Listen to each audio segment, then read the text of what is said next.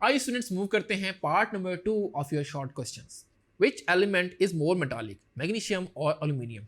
देखिए स्टूडेंट्स, पहले आपको ये पता लगाना है कि मैग्नीशियम और एल्यूमिनियम पीरियड नंबर 3 के एलिमेंट्स हैं। तो पीरियड नंबर 3 के एलिमेंट्स को हम लिखते हैं, उसके बाद हम देखते हैं कि पीरियड्स में मेटालिक करेक्टर एक्चुअली डिक्रीज होता है। तो जो पहले आएगा वो मोर मेटालिक होगा एज कंपेयर टू बाद में आने वाले एलिमेंट के। तो सबसे पहले हम पीरियड नंबर 3 को लिखते हैं।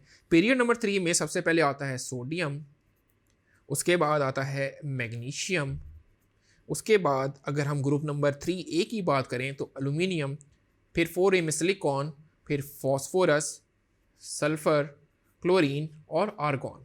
तो इस तरीके से अगर हम मूव करेंगे तो मेटालिक करेक्टर एक्चुअली डिक्रीज हो रहा होगा। सो हम अब देखते हैं कि मैग्नीशियम कहाँ पे आ रहा है। यहाँ पे आ रहा है, मैग्नीशियम आ रहा है पहले और एल्यूमिनियम आ रहा है बाद में। तो हम कहेंगे magnesium is more metallic as compared to then aluminium. So hopefully students आपको ये कॉन्सेप्ट क्लियर हो गया होगा कि जब भी हम along the period मूव करते हैं मेटालिक कैरेक्टर डिक्रीज होता है। Thank you.